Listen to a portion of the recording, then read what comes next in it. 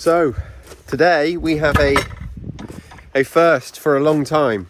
So it's not a first, but for a long time we haven't had this combination. We have sun and the tractor. We've got dry weather. I'm going to be able to finally mow this grass.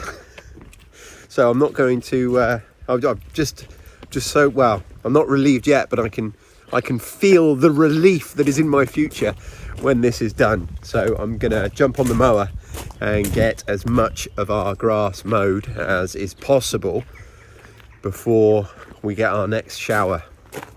Now the first job, and it's one of the least fun things that I ever have to do, is to go and move everything that's going to be in the way of the mower. It takes a little while, but it means once I get started I can just plow on with it. So we've got, hose pipes that trail around and all sorts of bits and bobs. So I'm going to move a load of them now so I can get a lot of the grass cut and then jump on the mower. So this is where we were set up with our hay while the goats are in this bottom paddock. The first thing I'm going to do is clear all this. Now this is leftover hay that the goats have just discarded as they've eaten, and Jackie has forked it all up off the ground here.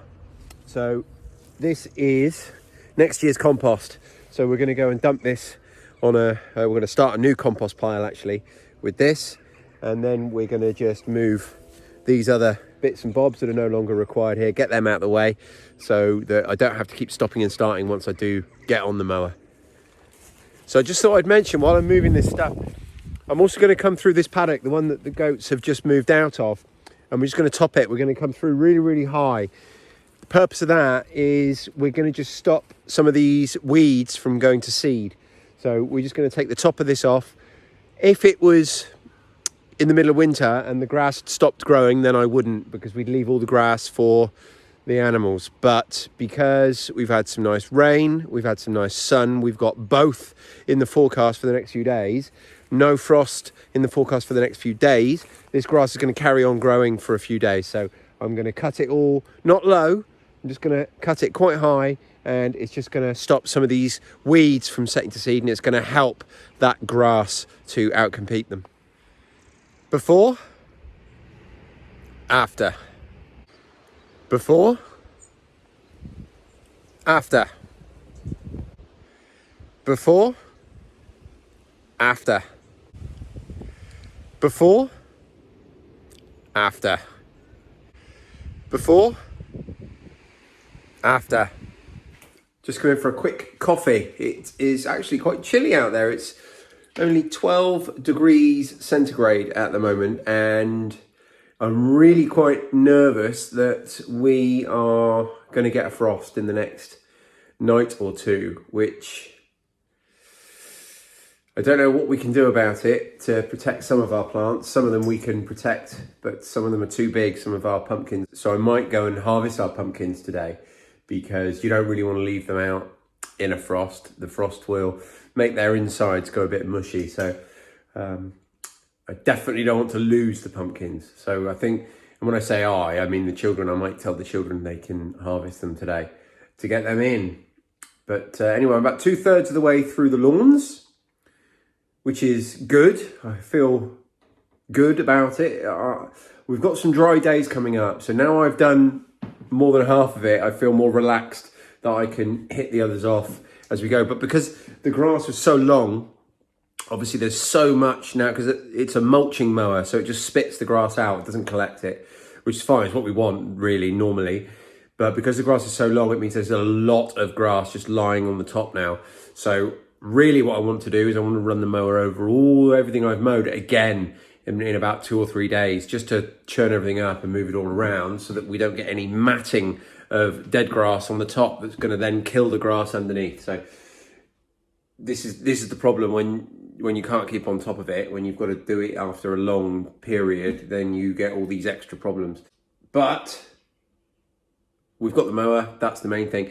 What I'm going to do when I go back out, I'm going to mow in the paddock with the goats in. I'm going to mow a circle. and I'm actually going to mow 2 circles, and that is for where the electric fence is going to go. So we're going to mow a circle to move the electric fence so we can move that big trailer, and then I'm going to mow a second circle for our new electric fence for our new trailer so that we can get our new hens in there. So that's a job that I definitely want to get done today, just the mowing part at the very least.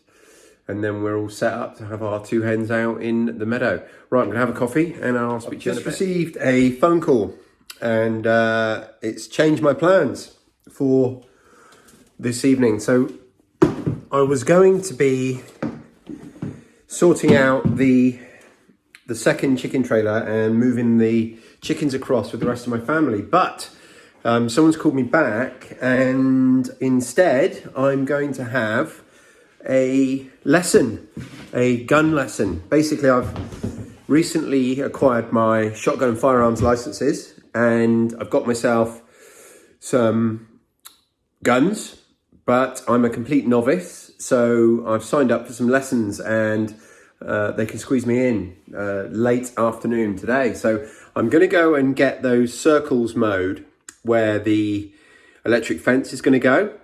And then that's going to be it for the day. I'm going to call it a day here on the mower, and I'm going to head over to a shooting ground that's about half an hour away from here, and I'm going to get some gun lessons. I'm not sure how easy it will be to record any of that. We'll have to just wait and see, but that's the plan.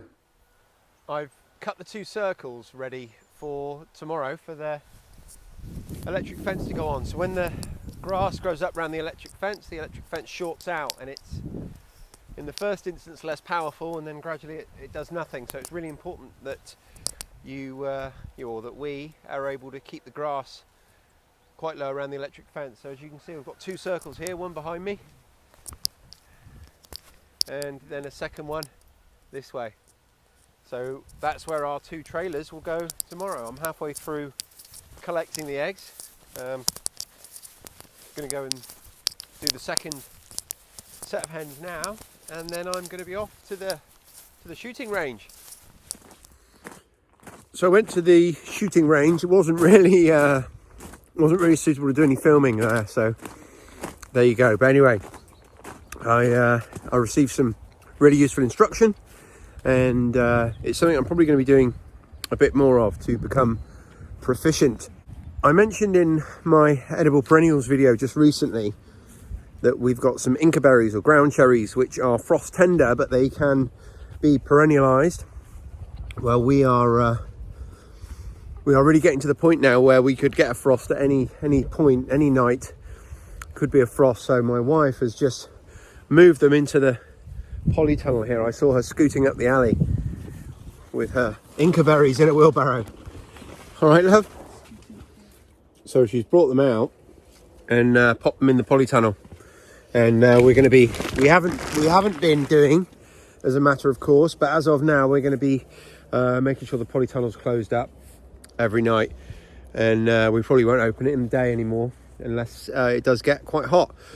So I'm now also going to harvest my pumpkins, the ones that are ready, because what we don't want to do is risk a frost coming and basically damaging the fruit, because the inside of them will go a bit mushy. So there's 3 big ones which are definitely going to be, they're done. They're as big as they're going to get. The skins are cured.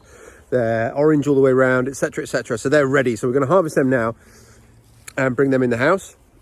And then we just have to keep our fingers crossed, really, for the other squashes that they mature in time before the frost comes. The problem is we live in a frost pocket, so we're going to get a frost here before anyone who lives a quarter of a mile in any direction. We're going to get it here. So we can only rely so much on the weather report. When we look at the weather, if it says that we're not going to get a frost but it's going to be close, then there's a chance we are going to get a frost, even if a lot of our neighbours won't. So that's where we are. So we're going to get those pumpkins in, and then we'll call it a day, I think, for today. So that's the pumpkins in, And that's me wrapping up for the day. So thanks for watching, and make sure you subscribe. Make sure you press that like button, and do leave a comment down below. Let me know what you think. And I will speak to you guys very soon. Cheers.